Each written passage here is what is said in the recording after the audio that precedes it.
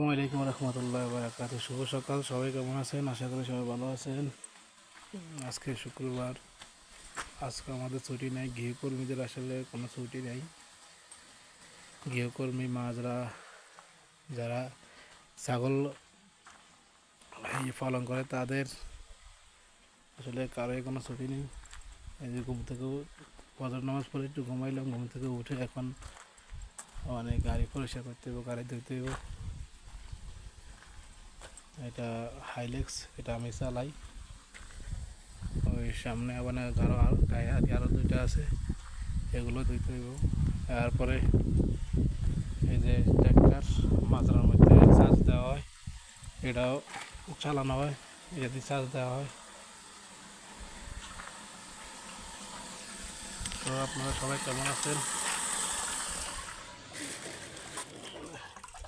এর ভিতরে আবার জামা কাপড় দেওয়ার ব্যবস্থা করতেছি। কতগুলো কাজ একসাথে, সবগুলো কাজ একসাথে করতে হয়, এই কি অবস্থা।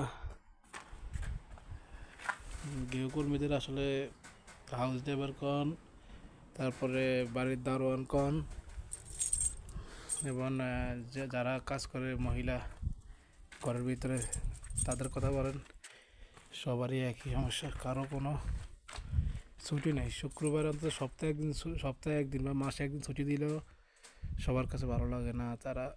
তাদের কোনো ছুটি নেই, আমাদের কোনো ছুটি নেই। এই হলো পাহাড়। আর আমার এই বাসার পরে আর কোনো বাড়িঘর নাই। আমার বাসাটাই আখের শেষ বাসা। এই যে পিছনে শুধু যতটুকু যাবে শুধু পাহাড় আর পাহাড়। তো সবাই ভালো থাকবেন, আমাদের জন্য দোয়া করবেন।